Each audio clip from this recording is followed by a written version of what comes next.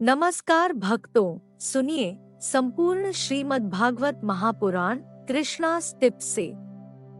ओम नमो भगवते वासुदेवाय। संपूर्ण श्रीमद् भागवत महापुराण सप्तम स्कंद अध्याय प्रथम से लेकर अध्याय पंचम तक। संपूर्ण श्रीमद् भागवत महापुराण सप्तम स्कंद प्रथम अध्याय।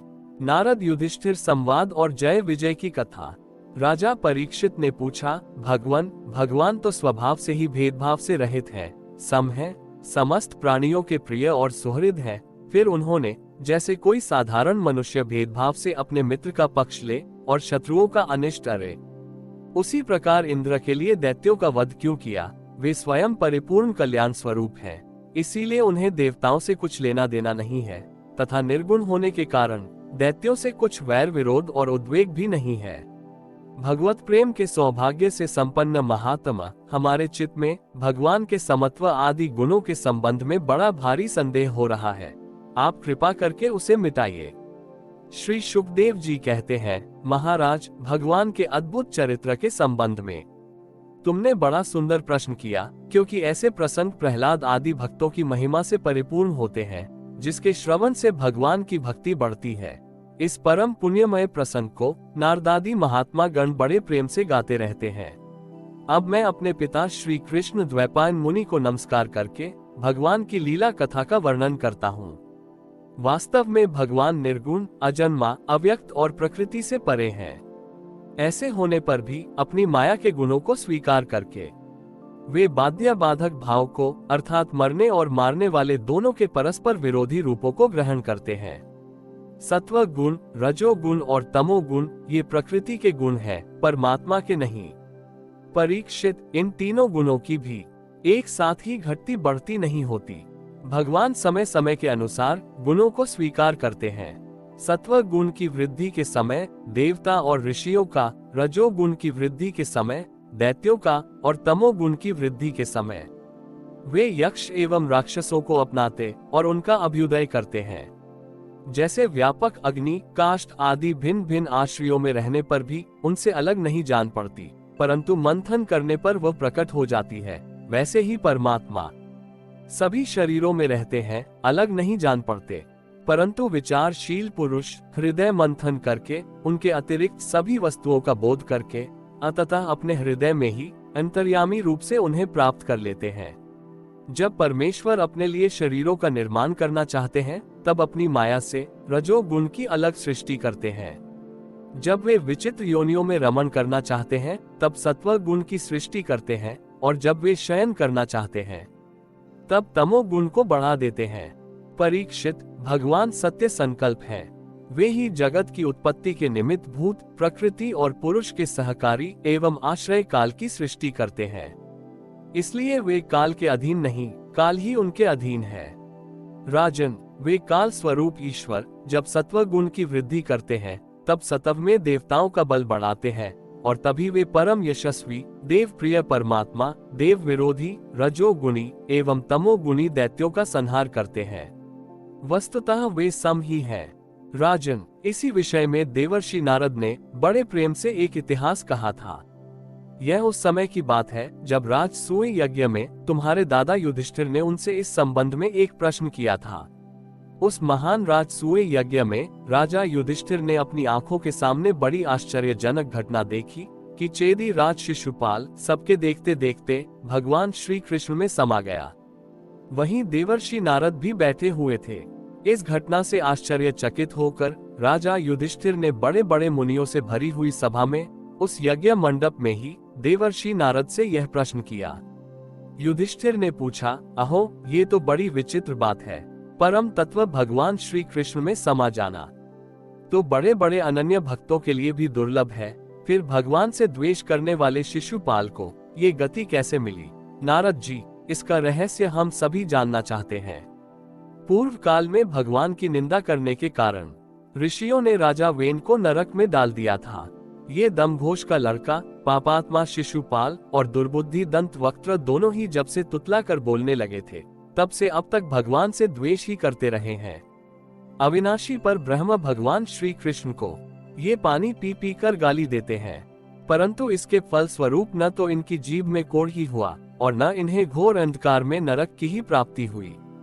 प्रत्युत जिन भगवान की प्राप्ति अत्यंत कठिन है, उन्हीं में ये दोनों सबके देखते देखते अनायास ही लीन हो गए। इसका क्या कारण है? हवा के झोंके से लड़खड़ाती हुई दीपक की लौ के समान मेरी बुद्धि इस विषय में बहुत आगा पीछा कर रही है।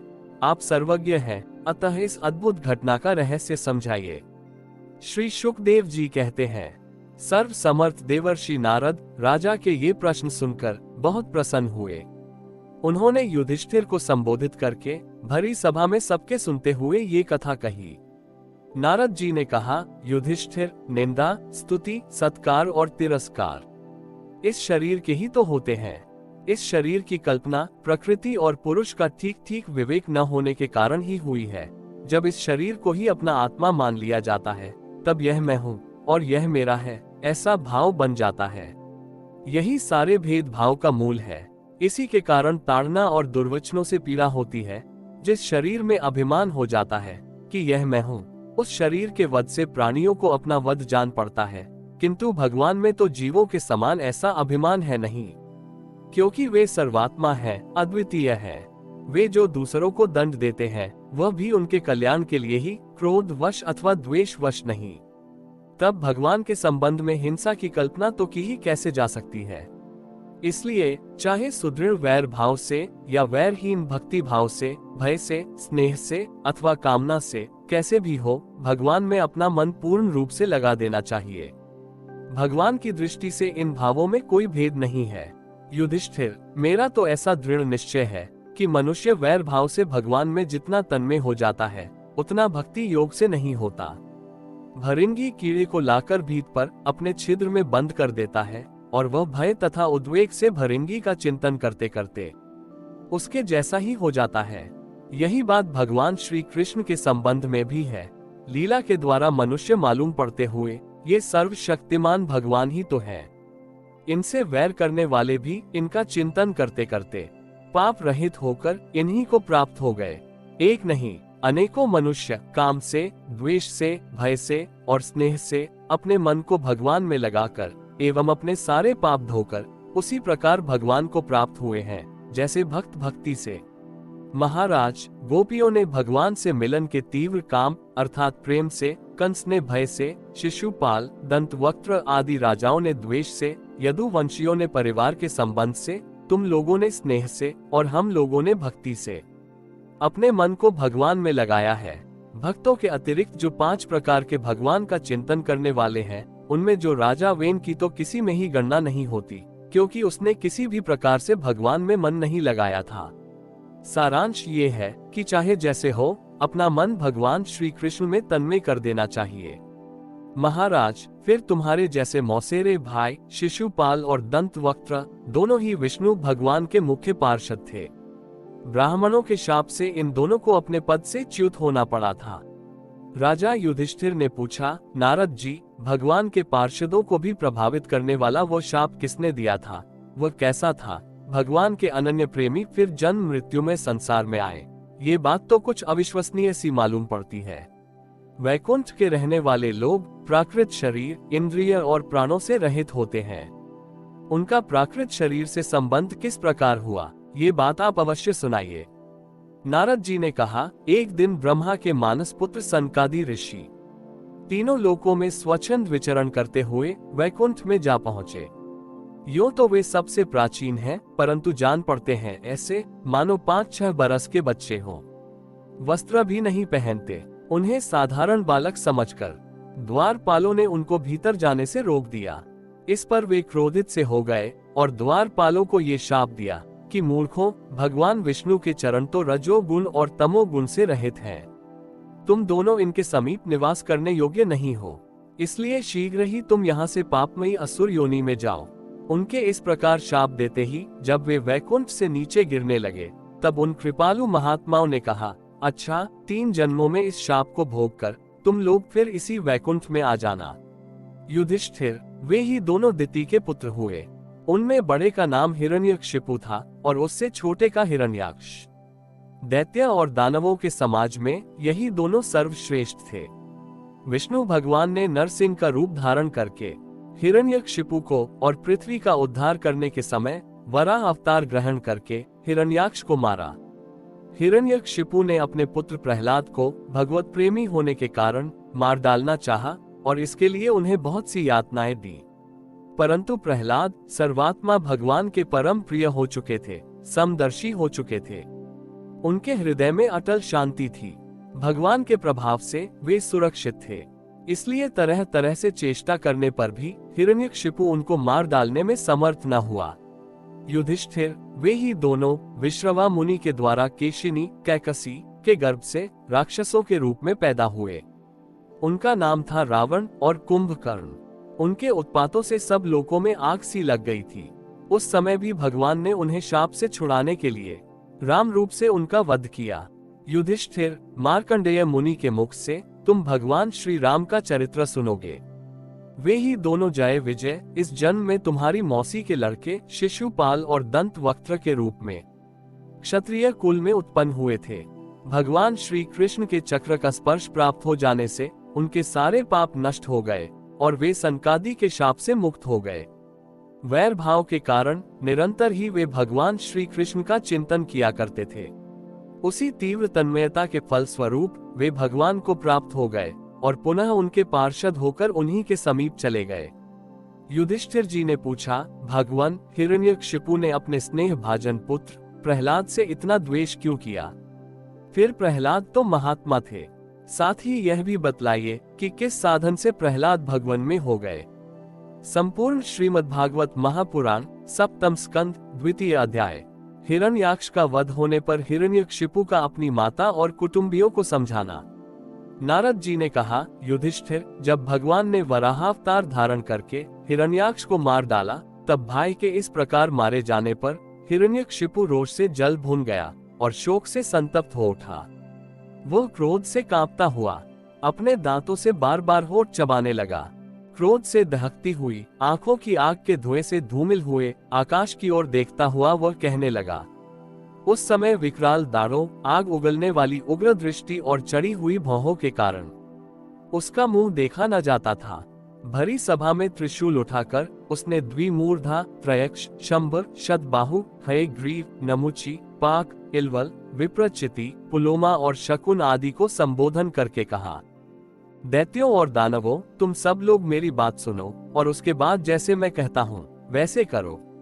तुम्हें ये ज्ञात है कि मेरे क्षुद्र शत्रुओं ने मेरे परम प्यारे और हितैषी भाई को विष्णु से मरवा डाला है। यद्यपि वह देवता और दैत्य दोनों के प्रति समान है, तथापि दौड़ धूप और अनुनय विनय करके देवताओं ने उसे अपने पक्ष में कर लिया है। यह विष्णु पहले तो बड़ा शुद्ध और निष्पक्ष था, परंतु अब माया से वराह आदि रूप धारण करने लगा है और अपने स्वभाव से च्युत हो गया है। बच्चे की तरह जो उसकी सेवा करे उसी की ओर हो जाता है, उसका चित्त स्थिर नहीं है। अब मैं अपने इस शूल से उसका गला काट डालूंगा और उसके खून की धारा से अपने रुधिर प्रेमी भाई का तर्पण करूंगा। तब कहीं मेरे हृदय की पीड़ा शांत होगी। उस मायावी शत्रु के नष्ट होने पर, पेड़ की जड़ कट जाने पर डालियों की तरह सब देवता अपने आप सूख जाएंगे, क्योंकि उनका जीवन तो विष्णु ही है। इसलिए तुम लोग इसी समय पृथ्वी पर जाओ। आजकल वहां ब्राह्मण और क्षत्रियों की बहुत बढ़ती हो गई है। वहां जो लोग तपस्या, यज्ञ, स्वाध्याय, व्रत और दानादि शुभ कर्म कर रहे हो, उन सबको मार डालो। विष्णु की जड़ है द्विजातियों का धर्म कर्म, क्योंकि यज्ञ और धर्म ही उसके स्वरूप हैं। देवता, ऋषि, पितर, समस्त प्राणी और धर्म का वही परम आश्रय है। जहां तहां ब्राह्मण, गाय, वेद, वर्णाश्रम और धर्म कर्म हो, उन देशों में तुम लोग जाओ, उन्हें जला दो, उजाड़ डालो। दैत्य तो स्वभाव से ही लोगों को सताकर सुखी होते हैं। दैत्य राज हिरण्यकशिपु की आज्ञा उन्होंने बड़े आदर से सिर झुकाकर स्वीकार की और उसी के अनुसार जनता का नाश करने लगे। उन्होंने नगर, गांव, गौओं के रहने के स्थान, बगीचे, खेत, टहलने के स्थान, ऋषियों के आश्रम, रत्न आदि की खाने, किसानों की बस्तियां, तराई के गांव, ऐरों की बस्तियां और व्यापार के केंद्र बड़े बड़े नगर जला डाले। कुछ दैत्यों ने खोदने के शस्त्रों से बड़े बड़े पुल पर कोटे और नगर के फाटकों को तोड़ फोड़ डाला, तथा दूसरों ने कुल्हाड़ियों से फले फूले हरे भरे पेड़ काट डाले। कुछ दैत्यों ने जलती हुई लकड़ियों से लोगों के घर जला दिए। इस प्रकार दैत्यों ने निरीह प्रजा का बड़ा उत्पीड़न किया। उस समय देवता लोग स्वर्ग छोड़कर छिपे रूप से पृथ्वी में विचरण करते थे। युधिष्ठिर भाई की मृत्यु से हिरण्यकशिपु को बड़ा दुख हुआ था। जब उसने उसकी अंत्येष्टि क्रिया से छुट्टी पाली, तब शकुनी, शंबर, दृष्ट, भूत संतापन, वृक, काल नाभ, महानाभ, हरिशमश्रु और उत्कच अपने इन भतीजों को सांत्वना दी। उनकी माता ऋषाभानु को और अपनी माता दिति को देश काल के अनुसार मधुर वाणी से समझाते हुए कहा। हिरण्यकशिपु ने कहा, मेरी प्यारी माँ, बहू और पुत्रों, तुम्हें वीर हिरण्याक्ष के लिए किसी प्रकार का शोक नहीं करना चाहिए। वीर पुरुष तो ऐसा चाहते ही है कि लड़ाई के मैदान में अपने शत्रु के सामने उसके दांत खट्टे करके प्राण त्याग करें। वीरों के लिए ऐसी ही मृत्यु श्लाघनीय होती है। देवी जैसे प्याव पर बहुत से लोग इकट्ठे हो जाते हैं, परंतु उनका मिलना जुलना थोड़ी देर के लिए ही होता है, वैसे ही अपने कर्मों के फेर से दैववश जीव भी मिलते और बिछुड़ते हैं। वास्तव में आत्मा नित्य, अविनाशी, शुद्ध, सर्वगत, सर्वज्ञ और देह, इंद्रिय आदि से पृथक है। वो अपनी अविद्या से ही देह आदि की सृष्टि करके भोगों के साधन सूक्ष्म शरीर को स्वीकार करता है, जैसे हिलते हुए पानी के साथ। उसमें प्रतिबिंबित होने वाले वृक्ष भी हिलते से जान पड़ते हैं और घुमाई जाती हुई आंख के साथ सारी पृथ्वी ही घूमती सी दिखाई देती है। कल्याणी वैसे ही विषयों के कारण मन भटकने लगता है और वास्तव में निर्विकार होने पर भी उसी के समान आत्मा भी भटकता हुआ सा जान पड़ता है। उसका स्थूल और सूक्ष्म शरीरों से कोई भी संबंध नहीं है, फिर भी वह संबंधी सा जान पड़ता है। सब प्रकार से शरीर रहित आत्मा को शरीर समझ लेना यही तो अज्ञान है। इसी से प्रिय अथवा अप्रिय वस्तुओं का मिलना और बिछुड़ना होता है। इसी से कर्मों के साथ संबंध हो जाने के कारण संसार में भटकना पड़ता है। जन्म, मृत्यु, अनेकों प्रकार के शोक, अविवेक, चिंता और विवेक की विस्मृति, सबका कारण यह अज्ञान ही है। इस विषय में महात्मा लोग एक प्राचीन इतिहास कहा करते हैं। वो इतिहास मरे हुए मनुष्य के संबंधियों के साथ यमराज की बातचीत है। तुम लोग ध्यान से उसे सुनो। उसी नर देश में एक बड़ा यशस्वी राजा था। उसका नाम था सुयज्ञ। लड़ाई में शत्रुओं ने उसे मार डाला। उस समय उसके भाई बंधु उसे घेर कर बैठ गए। उसका जड़ाऊ कवच छिन्न भिन्न हो गया था। गहने और मालाएं तहस नहस हो गई थीं। बाणों की मार से कलेजा फट गया था। शरीर खून से लथपथ था। बाल बिखर गए थे। आंखें धंस गई थीं। क्रोध के मारे दांतों से उसके होंठ दबे हुए थे। कमल के समान मुख धूल से ढक गया था। युद्ध में उसके शस्त्र और बाहें कट गई थीं। रानियों को दैववश अपने पति देव उसी नर नरेश की यह दशा देखकर बड़ा दुख हुआ। वे, हे नाथ, हम अभागिने तो बेमौत मारी गई, यो कहकर बार बार जोर से छाती पीटती हुई अपने स्वामी के चरणों के पास गिर पड़ी। वे जोर जोर से इतना रोने लगी कि उनके कुछ कुनकुन से मिलकर बहते हुए लाल लाल आंसुओं से प्रियतम के पाद पद्म पखार दिए। उनके केश और गहने इधर उधर बिखर गए। वे करुण क्रंदन के साथ विलाप कर रही थीं, जिसे सुनकर मनुष्यों के हृदय में शोक का संचार हो जाता था। हाय, विधाता बड़ा क्रूर है।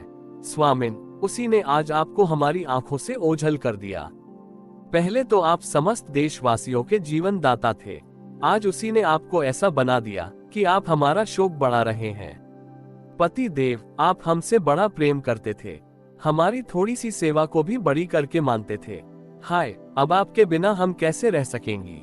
हम आपके चरणों की चैरी हैं। वीर वर, आप जहां जा रहे हैं वहीं चलने की हमें भी आज्ञा दीजिए। वे अपने पति की लाश पकड़कर इसी प्रकार विलाप करती रहीं। उस मुर्दे को वहां से दाह के लिए जाने देने की उनकी इच्छा नहीं होती थी। इतने में ही सूर्यास्त हो गया। उस समय उसी नर राजा के संबंधियों ने जो विलाप किया था उसे सुनकर वहां स्वयं यमराज बालक के वेश में आए और उन्होंने उन लोगों से कहा। यमराज ने कहा, बड़े आश्चर्य की बात है, ये लोग तो मुझसे सयाने हैं, बराबर लोगों का मरना जीना देखते हैं, फिर भी इतने मूढ़ हो रहे हैं। अरे, यह मनुष्य जहां से आया था वहीं चला गया। इन लोगों को भी एक न एक दिन वहीं जाना है। फिर झूठ मूठ ये लोग इतना शोक क्यों करते हैं। हम तो तुमसे लाख गुने अच्छे हैं, परम धन्य हैं, क्योंकि हमारे माँ बाप ने हमें छोड़ दिया है। हमारे शरीर में पर्याप्त बल भी नहीं है, फिर भी हमें कोई चिंता नहीं है। भेड़िए आदि हिंसक जंतु हमारा बाल भी बांका नहीं कर पाते। जिसने गर्भ में रक्षा की थी वही इस जीवन में भी हमारी रक्षा करता रहता है। देवियों, जो अविनाशी ईश्वर अपनी मौज से इस जगत को बनाता है, रखता है और बिगाड़ देता है, उस प्रभु का यह एक खिलौना मात्र है। वो इस चराचर जगत को दंड या पुरस्कार देने में समर्थ है। भाग्य अनुकूल हो तो रास्ते में गिरी हुई वस्तु भी ज्यों की त्यों पड़ी रहती है, परंतु भाग्य के प्रतिकूल होने पर घर के भीतर तिजोरी में रखी हुई वस्तु भी खो जाती है। जीव बिना किसी सहारे के दैव की दया दृष्टि से जंगल में भी बहुत दिनों तक जीवित रहता है, परंतु दैव के विपरीत होने पर घर में सुरक्षित रहने पर भी मर जाता है। रानियों, सभी प्राणियों की मृत्यु अपने पूर्व जन्मों की कर्म वासना के अनुसार समय पर होती है और उसी के अनुसार उनका जन्म भी होता है, परंतु आत्मा शरीर से अत्यंत भिन्न है, इसलिए वो उसमें रहने पर भी उसके जन्म मृत्यु आदि धर्मों से अछूता ही रहता है। जैसे मनुष्य अपने मकान को अपने से अलग और मिट्टी का समझता है, वैसे ही यह शरीर भी अलग और मिट्टी का है। मोहवश वो इसे अपना समझ बैठता है। जैसे बुलबुले आदि पानी के विकार, घड़े आदि मिट्टी के विकार और गहने आदि स्वर्ण के विकार समय पर बनते हैं, रूपांतरित होते हैं तथा नष्ट हो जाते हैं, वैसे ही इन्हीं तीनों के विकार से बना हुआ ये शरीर भी समय पर बन बिगड़ जाता है। जैसे काठ में रहने वाली व्यापक अग्नि स्पष्ट ही उससे अलग है, जैसे देह में रहने पर भी वायु का उससे कोई संबंध नहीं है, जैसे आकाश सब जगह एक सा रहने पर भी किसी के दोष गुण से लिप्त नहीं होता, वैसे ही समस्त देहेंद्रियों में रहने वाला और उनका आश्रय आत्मा भी उनसे अलग और निर्लिप्त है। मूर्खों, जिसके लिए तुम सब शोक कर रहे हो, वो सुयज्ञ नाम का शरीर तो तुम्हारे सामने पड़ा है, तुम लोग इसी को देखते थे।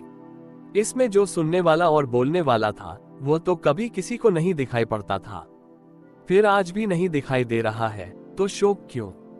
तुम्हारी यह मान्यता कि प्राण ही बोलने या सुनने वाला था, सो निकल गया मूर्खता पूर्ण है। क्योंकि सुषुप्ति के समय प्राण तो रहता है, पर न वो बोलता है न सुनता है। शरीर में सब इंद्रियों की चेष्टा का हेतुभूत जो महाप्राण है, वह प्रधान होने पर भी बोलने या सुनने वाला नहीं है, क्योंकि वो जड़ है। देह और इंद्रियों के द्वारा सब पदार्थों का दृष्टा जो आत्मा है, वो शरीर और प्राण दोनों से पृथक है। यद्यपि वह परिच्छिन्न नहीं है, व्यापक है, फिर भी पंचभूत, इंद्रिय और मन से युक्त नीचे ऊंचे देव, मनुष्य, पशु, पक्षी आदि शरीरों को ग्रहण करता और अपने विवेक बल से मुक्त भी हो जाता है। वास्तव में वह इन सब से अलग है, जब तक वह 5 प्राण, 5 कर्मेंद्रिय, 5 ज्ञानेंद्रिय, बुद्धि और मन, इन 17 तत्वों से बने हुए लिंग शरीर से युक्त रहता है, तभी तक कर्मों से बंधा रहता है और इस बंधन के कारण ही माया से होने वाले मोह और क्लेश बराबर उसके पीछे पड़े रहते हैं। प्रकृति के गुणों और उनसे बनी हुई वस्तुओं को सत्य समझना अथवा कहना झूठ मूठ का दुराग्रह है। मनोरथ के समय की कल्पित और स्वप्न के समय की दीख पड़ने वाली वस्तुओं के समान इंद्रियों के द्वारा जो कुछ ग्रहण किया जाता है, सब मिथ्या है। इसलिए शरीर और आत्मा का तत्व जानने वाले पुरुष न तो अनित्य शरीर के लिए शोक करते हैं और न नित्य आत्मा के लिए ही, परंतु ज्ञान की दृढ़ता न होने के कारण जो लोग शोक करते रहते हैं, उनका स्वभाव बदलना बहुत कठिन है। किसी जंगल में एक बहेलिया रहता था। वो बहेलिया क्या था? विधाता ने मानो उसे पक्षियों के काल रूप में ही रच रखा था। जहां कहीं भी वो जाल फैला देता और ललचा कर चिड़ियों को फंसा लेता। एक दिन उसने कुलीन पक्षी के एक जोड़े को चारा चुगते देखा। उनमें से उस बहेलिये ने मादा पक्षी को तो शीघ्र ही फंसा लिया। कालवश वो जाल के फंदों में फंस गई।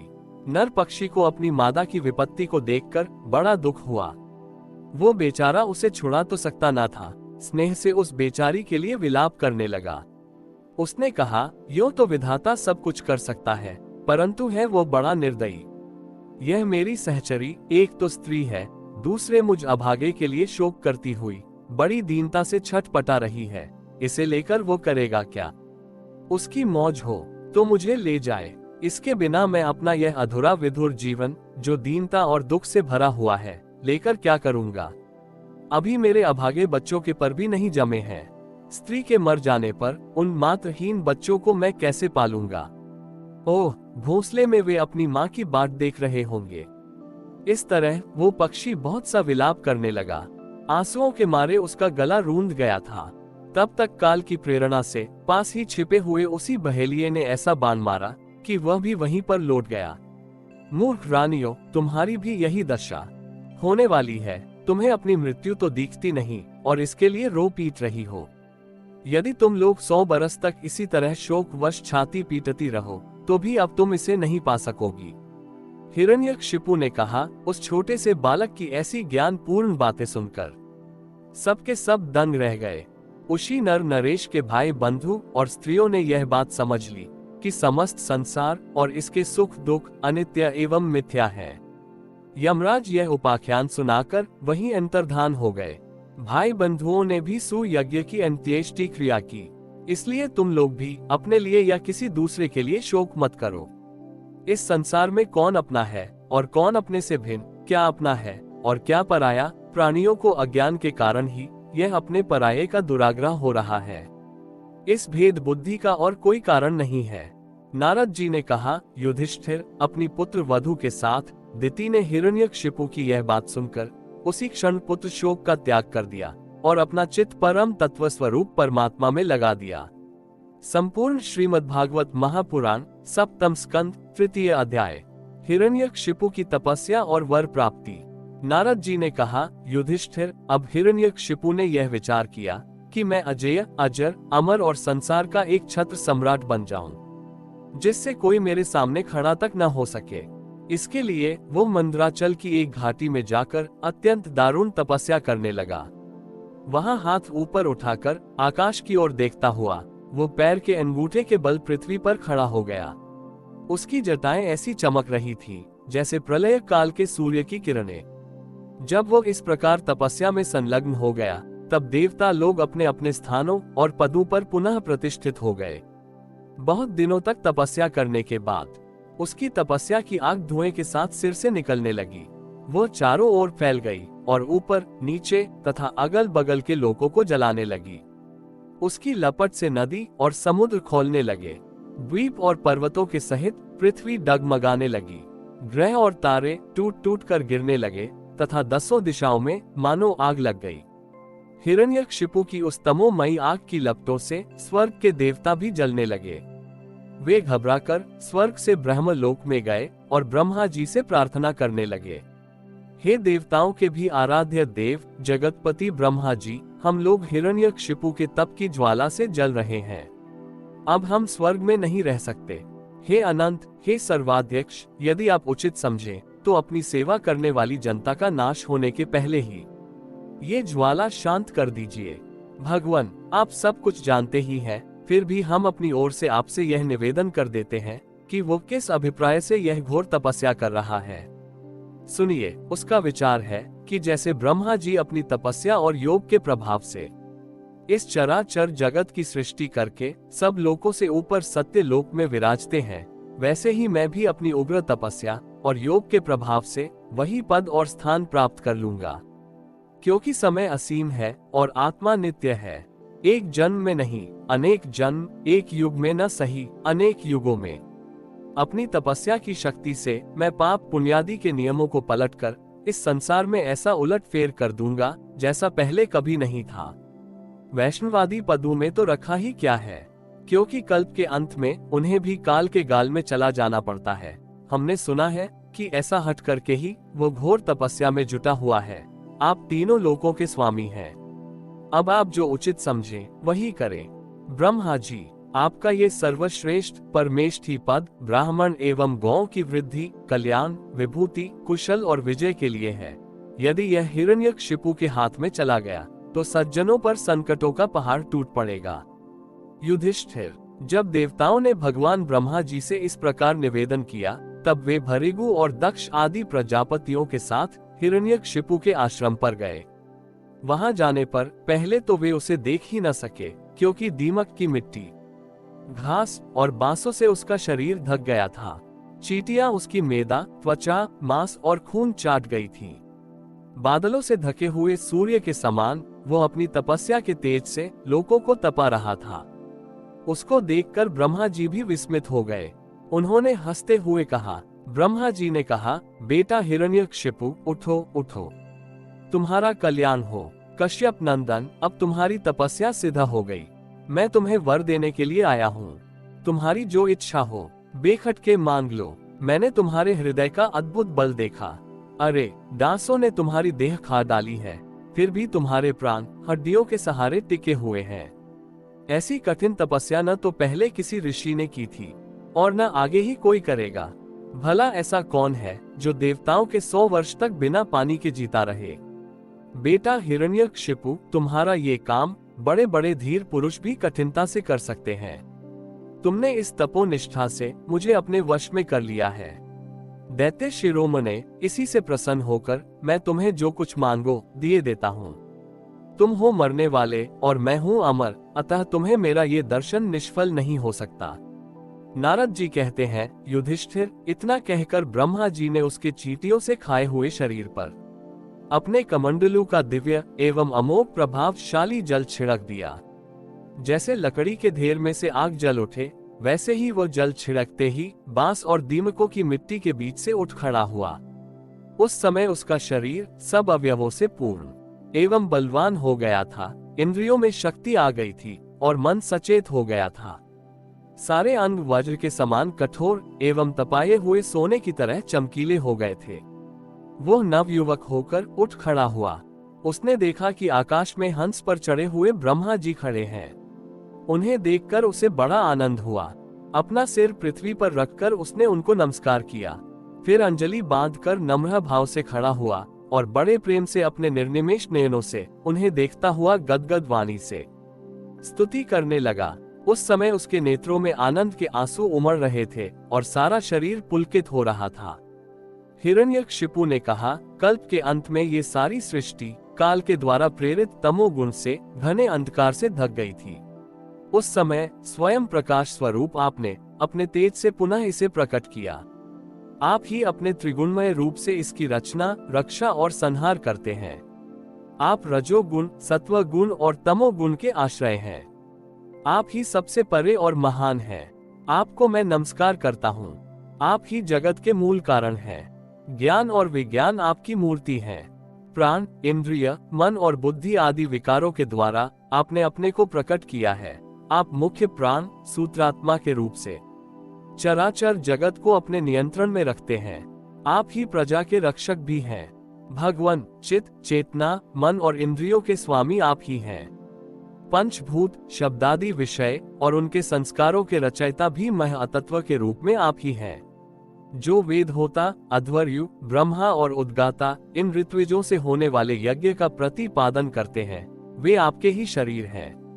उन्हीं के द्वारा अग्निष्टोम आदि 7 यज्ञों का आप विस्तार करते हैं। आप ही संपूर्ण प्राणियों के आत्मा हैं, क्योंकि आप अनादि, अनंत, अपार, सर्वज्ञ और अंतर्यामी हैं। आप ही काल हैं। आप प्रति क्षण सावधान रहकर अपने क्षण, लव आदि विभागों के द्वारा लोगों की आयु क्षीण करते रहते हैं। फिर भी आप निर्विकार हैं, क्योंकि आप ज्ञान स्वरूप परमेश्वर, अजन्मा, महान और संपूर्ण जीवों के जीवन दाता अंतरात्मा हैं। प्रभो, कार्य, कारण, कल और अचल ऐसी कोई भी वस्तु नहीं है जो आपसे भिन्न हो। समस्त विद्या और कलाएं आपके शरीर हैं। आप त्रिगुणमयी माया से अतीत स्वयं ब्रह्म हैं। ये स्वर्णमय ब्रह्मांड आपके गर्भ में स्थित है। आप इसे अपने में से ही प्रकट करते हैं। प्रभो, यह व्यक्त ब्रह्मांड आपका स्थूल शरीर है। इससे आप इंद्रिय, प्राण और मन के विषयों का उपभोग करते हैं, किंतु उस समय भी आप अपने परम ऐश्वर्यमय स्वरूप में ही स्थित रहते हैं। वस्तुतः आप पुराण पुरुष, स्थूल सूक्ष्म से परे ब्रह्म स्वरूप ही हैं। आप अपने अनंत और अव्यक्त स्वरूप से सारे जगत में व्याप्त हैं। चेतन और अचेतन दोनों ही आपकी शक्तियां हैं। भगवान, मैं आपको नमस्कार करता हूँ। प्रभो, आप समस्त वरदाताओं में श्रेष्ठ हैं। यदि आप मुझे अभीष्ट वर देना चाहते हैं, तो ऐसा वर दीजिए कि आपके बनाए हुए किसी भी प्राणी से, चाहे वह मनुष्य हो या पशु, प्राणी हो या अप्राणी, देवता हो या दैत्य अथवा नागादि, किसी से भी मेरी मृत्यु न हो। भीतर बाहर, दिन में, रात्रि में आपके बनाए प्राणियों के अतिरिक्त और भी किसी जीव से, अस्त्र शस्त्र से, पृथ्वी या आकाश में कहीं भी मेरी मृत्यु न हो। युद्ध में कोई मेरा सामना न कर सके। मैं समस्त प्राणियों का एकछत्र सम्राट हूँ। इंद्रादि समस्त लोकपालों में जैसी आपकी महिमा है वैसी ही मेरी भी हो। तपस्वियों और योगियों को जो अक्षय ऐश्वर्य प्राप्त है वही मुझे भी दीजिए। संपूर्ण श्रीमद्भागवत महापुराण सप्तम स्कंद चतुर्थ अध्याय। हिरण्यकशिपु के अत्याचार और प्रहलाद के गुणों का वर्णन। नारद जी कहते हैं, युधिष्ठिर, जब हिरण्यकशिपु ने ब्रह्मा जी से इस प्रकार के अत्यंत दुर्लभ वर मांगे तब उन्होंने उसकी तपस्या से प्रसन्न होने के कारण उसे वे वर दे दिए। ब्रह्मा जी ने कहा, बेटा, तुम जो वर मुझसे मांग रहे हो वे जीवों के लिए बहुत ही दुर्लभ हैं, परंतु दुर्लभ होने पर भी मैं तुम्हें वे सब वर दिए देता हूँ। नारद जी कहते हैं, ब्रह्मा जी के वरदान कभी झूठे नहीं होते, वे समर्थ एवं भगवद रूप ही हैं। वरदान मिल जाने के बाद हिरण्यकशिपु ने उनकी पूजा की। तत्पश्चात प्रजापतियों से अपनी स्तुति सुनते हुए वे अपने लोक को चले गए। ब्रह्मा जी से वर प्राप्त करने पर हिरण्यकशिपु का शरीर सुवर्ण के समान कांतिमान एवं हृष्ट पुष्ट हो गया। वो अपने भाई की मृत्यु का स्मरण करके भगवान से द्वेष करने लगा। उस महादैत्य ने समस्त दिशाओं, तीनों लोकों तथा देवता, असुर, नरपति, गंधर्व, गरुड़, सर्प, सिद्ध, चारण, विद्याधर, ऋषि, पितरों के अधिपति, मनु, यक्ष, राक्षस, पिशाचराज, प्रेत, भूतपति एवं समस्त प्राणियों के राजाओं को जीतकर अपने वश में कर लिया। यहाँ तक कि उस विश्व विजयी दैत्य ने लोकपालों की शक्ति और स्थान भी छीन लिए। अब वह नंदन वन आदि दिव्य उद्यानों के सौंदर्य से युक्त स्वर्ग में ही रहने लगा था। स्वयं विश्वकर्मा का बनाया हुआ इंद्र का भवन ही उसका निवास स्थान था। उस भवन में तीनों लोकों का सौंदर्य मूर्तिमान होकर निवास करता था। वो सब प्रकार की संपत्तियों से संपन्न था। उस महल में मूंगे की सीढ़ियां, पन्ने की गच्चें, स्फटिक मणि की दीवारें, वैदूर्य मणि के खंभे और माणिक की कुर्सियां थीं। रंग बिरंगे चदोवे तथा दूध के फेन के समान शैयाएं, जिन पर मोतियों की झालरें लगी हुई थीं, शोभायमान हो रही थीं। सर्वांग सुंदरी अप्सराएं अपने नूपुरों से रुनझुन ध्वनि करती हुई रत्नमय भूमि पर इधर उधर टहला करती थी और कहीं कहीं उसमें अपना सुंदर मुख देखने लगती थी। उस महेंद्र के महल में महाबली और महामनस्वी हिरण्यकशिपु सब लोगों को जीतकर सबका एकछत्र सम्राट बनकर बड़ी स्वतंत्रता से विहार करने लगा। उसका शासन इतना कठोर था कि उससे भयभीत होकर देव दानव उसके चरणों की वंदना करते रहते थे। युधिष्ठिर, वो उत्कट गंध वाली मदिरा पीकर मतवाला रहा करता था। उसकी आंखें लाल लाल और चढ़ी हुई रहती। उस समय तपस्या, योग, शारीरिक और मानसिक बल का वो भंडार था। ब्रह्मा, विष्णु और महादेव के सिवा और सभी देवता अपने हाथों में भेंट ले लेकर उसकी सेवा में लगे रहते। जब वह अपने पुरुषार्थ से इंद्रासन पर बैठ गया तब युधिष्ठिर, विश्वावसु, तुम्बुरु तथा हम सभी लोग उसके सामने गान करते थे। गंधर्व, सिद्ध, ऋषिगण, विद्याधर और अप्सराएं बार बार उसकी स्तुति करती थी। युधिष्ठिर, वो इतना तेजस्वी था कि वर्णाश्रम धर्म का पालन करने वाले पुरुष जो बड़ी बड़ी दक्षिणा वाले यज्ञ करते, उनके यज्ञों की आहुति वो स्वयं छीन लेता। पृथ्वी के सातों द्वीपों में उसका अखंड राज्य था। सभी जगह बिना ही जोते बोए धरती से अन्न पैदा होता था। वो जो कुछ चाहता अंतरिक्ष से उसे मिल जाता तथा आकाश उसे भांति भांति की आश्चर्यजनक वस्तुएं दिखाकर उसका मनोरंजन करता था। इसी प्रकार खारे पानी, सुरा, घृत, इक्षु रस, दधी, दुग्ध और मीठे पानी के समुद्र भी अपनी पत्नी नदियों के साथ तरंगों के द्वारा उसके पास रत्न राशि पहुंचाया करते थे।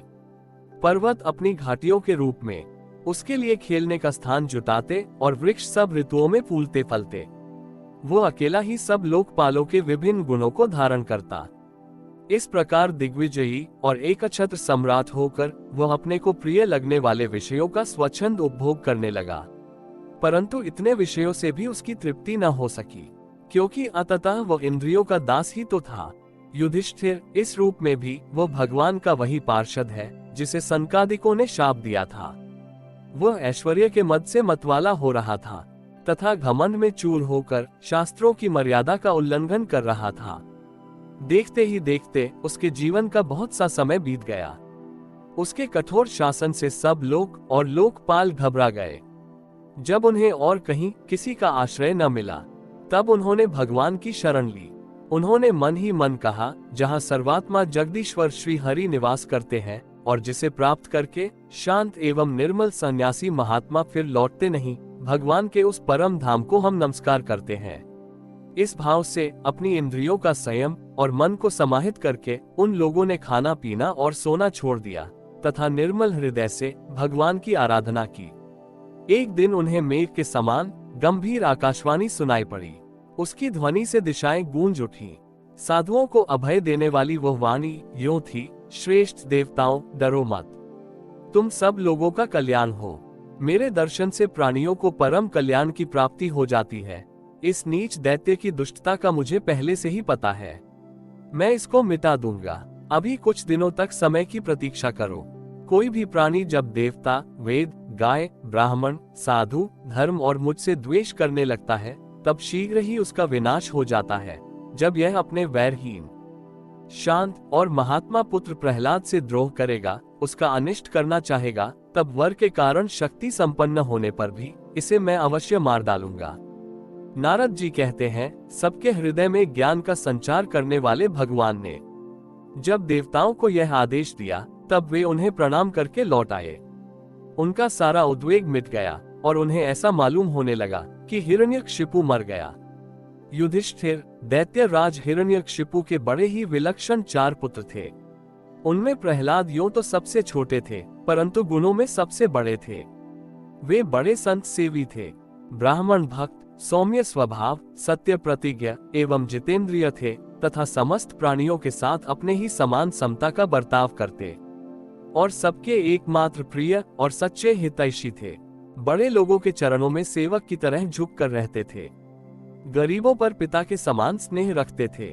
बराबरी वालों से भाई के समान प्रेम करते और गुरुजनों में भगवत भाव रखते थे।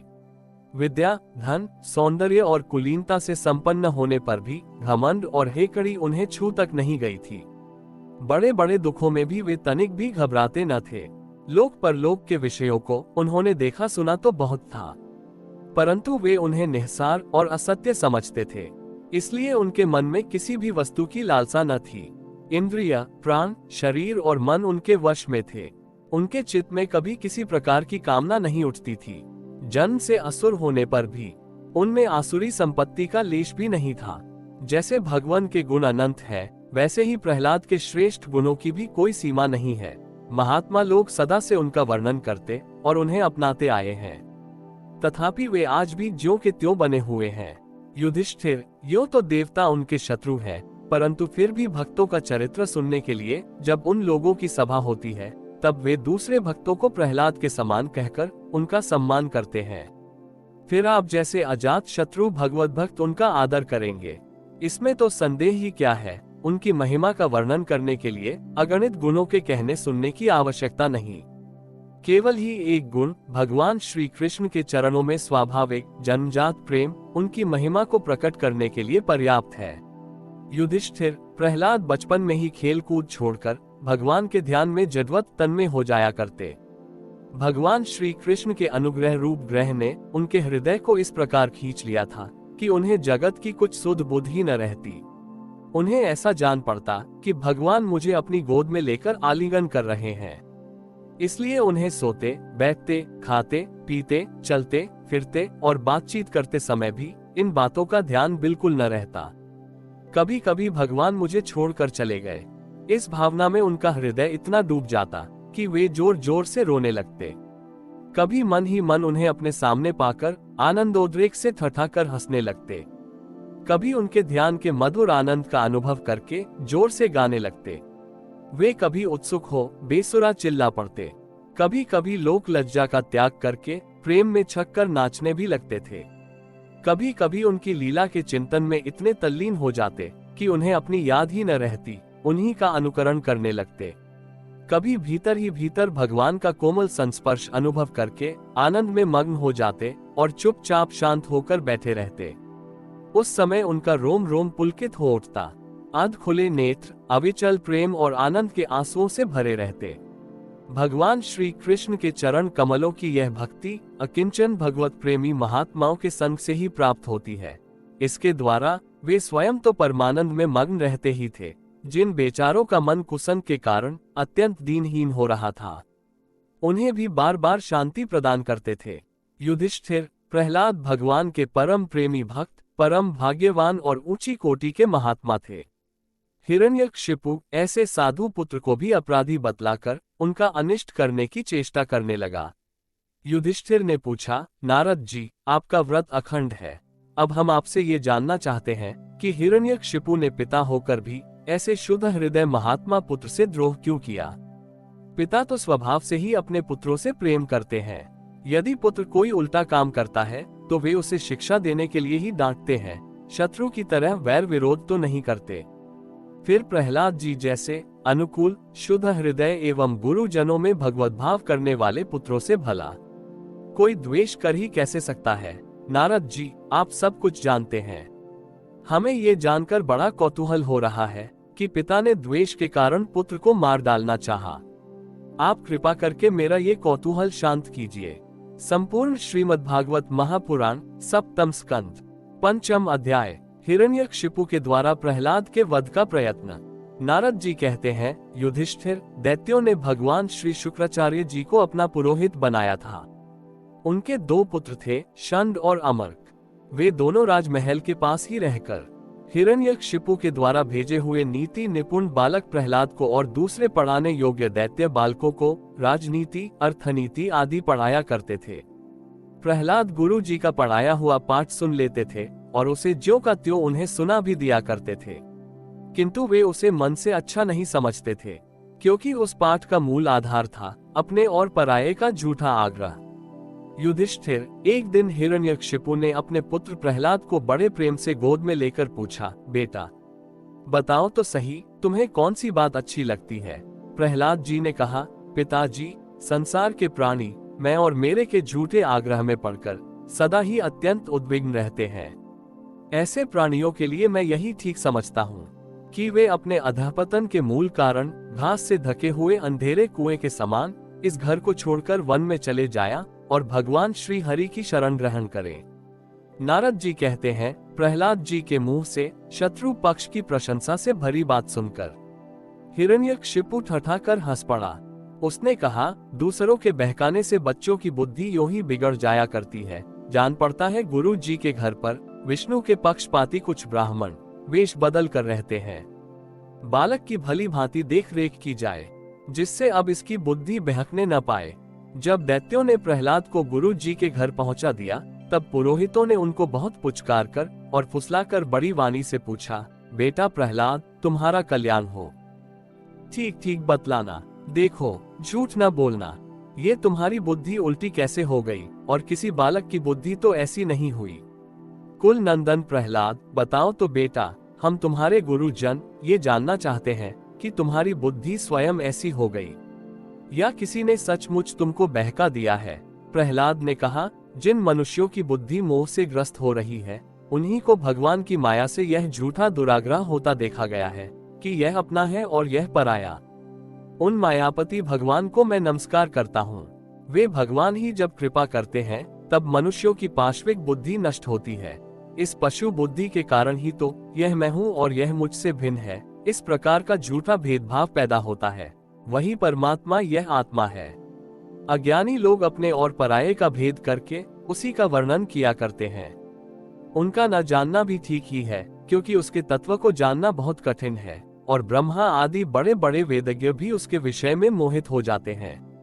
वही परमात्मा आप लोगों के शब्दों में मेरी बुद्धि बिगाड़ रहा है।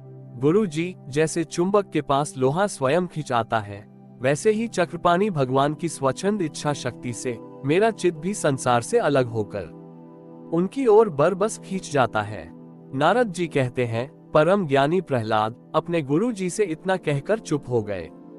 पुरोहित बेचारे राजा के सेवक एवं पराधीन थे। वे डर गए।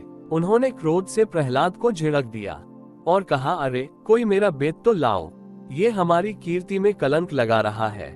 इस दुर्बुद्धि कुलांगार को ठीक करने के लिए चौथा उपाय दंड ही उपयुक्त होगा। दैत्य वंश के चंदन वन में ये कांटेदार बबूल कहाँ से पैदा हुआ? जो विष्णु इस वन की जड़ काटने में कुल्हाड़े का काम करते हैं, यह नादान बालक उन्हीं की बैंड बन रहा है, सहायक हो रहा है। इस प्रकार गुरु जी ने तरह तरह से डांट डपट कर प्रहलाद को धमकाया और अर्थ, धर्म एवं काम संबंधी शिक्षा दी। कुछ समय के बाद जब गुरु जी ने देखा कि प्रहलाद ने साम, दाम, भेद और दंड के संबंध की सारी बातें जान ली हैं, तब वे उन्हें उनकी माँ के पास ले गए। माता ने बड़े लाड़ प्यार से उन्हें नहला धुलाकर अच्छी तरह गहने कपड़ों से सजा दिया। इसके बाद वे उन्हें हिरण्यकशिपु के पास ले गए। प्रहलाद अपने पिता के चरणों में लौट गए। हिरण्यकशिपु ने उन्हें आशीर्वाद दिया और दोनों हाथों से उठाकर बहुत देर तक गले से लगाए रखा। उस समय दैत्यराज का हृदय आनंद से भर रहा था। युधिष्ठिर, हिरण्यकशिपु ने प्रसन्न मुख प्रहलाद को अपनी गोद में बैठाकर उनका सिर सूंघा। उनके नेत्रों से प्रेम के आंसू गिर गिर कर प्रहलाद के शरीर को भिगोने लगे। उसने अपने पुत्र से पूछा। हिरण्यकशिपु ने कहा, चिरंजीव बेटा प्रहलाद, इतने दिनों में तुमने गुरु जी से जो शिक्षा प्राप्त की है, उसमें से कोई अच्छी सी बात हमें सुनाओ। प्रहलाद जी ने कहा, पिताजी, विष्णु भगवान की भक्ति के 9 भेद हैं। भगवान के गुण, लीला, नाम आदि का श्रवण, उन्हीं का कीर्तन, उनके रूप, नाम आदि का स्मरण, उनके चरणों की सेवा, पूजा अर्चना, वंदन, दास्य, सख्य और आत्मनिवेदन। यदि भगवान के प्रति समर्पण के भाव से यह 9 प्रकार की भक्ति की जाए तो मैं उसी को उत्तम अध्ययन समझता हूँ। प्रहलाद की यह बात सुनते ही क्रोध के मारे हिरण्यकशिपु के ओठ फड़कने लगे। उसने गुरु पुत्र से कहा, रे नीच ब्राह्मण, ये तेरी कैसी करतूत है? दुर्बुद्धि, तूने मेरी कुछ भी परवाह न करके इस बच्चे को कैसी निस्सार शिक्षा दे दी। अवश्य ही तू हमारे शत्रुओं के आश्रित है।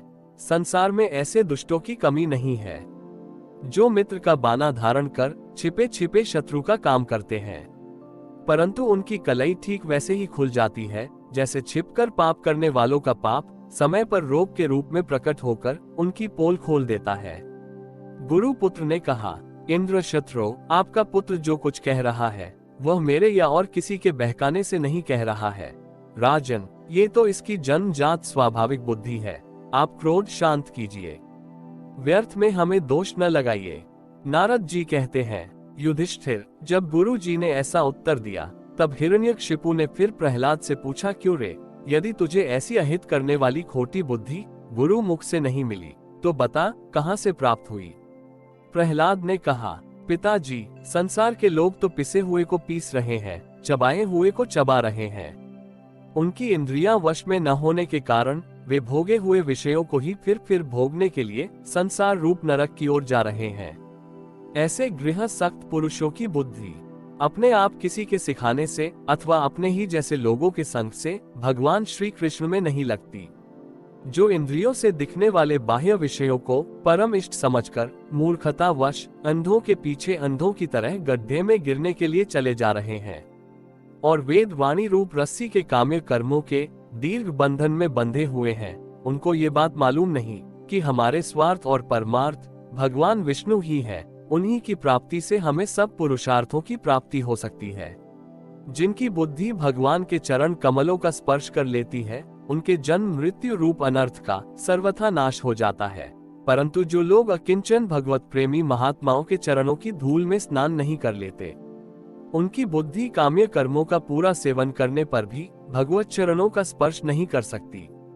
प्रहलाद जी इतना कहकर चुप हो गए। हिरण्यकशिपु ने क्रोध के मारे अंधा होकर उन्हें अपनी गोद से उठाकर भूमि पर पटक दिया। प्रहलाद की बात को वो सह न सका। रोष के मारे उसके नेत्र लाल हो गए। वो कहने लगा, दैत्यो, इसे यहाँ से बाहर ले जाओ और तुरंत मार डालो। यह मार ही डालने योग्य है। देखो तो सही, जिसने इसके चाचा को मार डाला। अपने सुहृद स्वजनों को छोड़कर यह नीच दास के समान उसी विष्णु के चरणों की पूजा करता है। हो न हो इसके रूप में मेरे भाई को मारने वाला विष्णु ही आ गया है। अब यह विश्वास के योग्य नहीं है। 5 बरस की अवस्था में ही जिसने अपने माता पिता के दुस्तेज वात्सल्य स्नेह को भुला दिया, वो कृतघ्न भला विष्णु का ही क्या हित करेगा।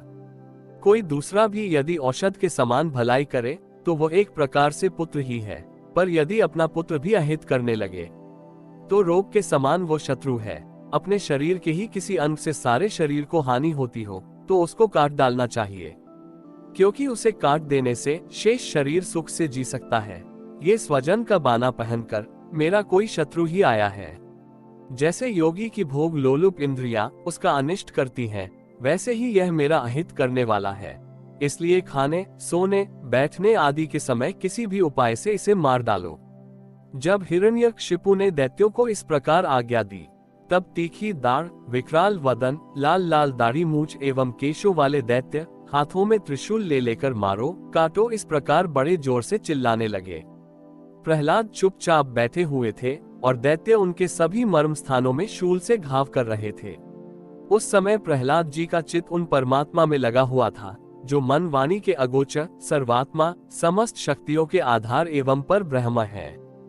इसलिए उनके सारे प्रहार ठीक वैसे ही निष्फल हो गए जैसे भाग्यहीनों के बड़े बड़े उद्योग धंधे व्यर्थ होते हैं। युधिष्ठिर, जब शूलों की मार से प्रहलाद के शरीर पर कोई असर नहीं हुआ, तब हिरण्यकशिपु को बड़ी शंका हुई।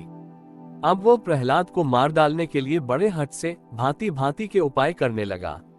उसने उन्हें बड़े बड़े मतवाले हाथियों से कुचलवाया, विषधर सांपों से दंसवाया, पुरोहितों से कृत्या राक्षसी उत्पन्न कराई, पहाड़ की चोटी से नीचे डलवा दिया, शंबरासुर से अनेकों प्रकार की माया का प्रयोग करवाया, अंधेरी कोठरियों में बंद करा दिया, विष पिलाया और खाना बंद कर दिया, बर्फीली जगह, दहकती हुई आग और समुद्र में बारी बारी से डलवाया, आंधी में छोड़ दिया तथा पर्वतों के नीचे दबवा दिया, परंतु इनमें से किसी भी उपाय से वो अपने पुत्र निष्पाप प्रहलाद का बाल भी बांका न कर सका। अपनी विवशता देखकर हिरण्यकशिपु को बड़ी चिंता हुई। उसे प्रहलाद को मारने के लिए और कोई उपाय नहीं सूझ पड़ा। वो सोचने लगा, इसे मैंने बहुत कुछ बुरा भला कहा, मार डालने के बहुत से उपाय किए, परंतु यह मेरे द्रोह और दुर्व्यवहारों से बिना किसी की सहायता से अपने प्रभाव से ही बचता गया। ये बालक होने पर भी समझदार है और मेरे पास ही निःशंक भाव से रहता है। हो न हो इसमें कुछ सामर्थ्य अवश्य है। जैसे शून्यक्षेप अपने पिता की करतूतों से उसका विरोधी हो गया था, वैसे ही यह भी मेरे किए अपकारों को न भूलेगा। न तो ये किसी से डरता है और न इसकी मृत्यु ही होती है। इसकी शक्ति की थाह नहीं है, अवश्य ही इसके विरोध से मेरी मृत्यु होगी। संभव है न भी हो। इस प्रकार सोच विचार करते करते उसका चेहरा कुछ उतर गया।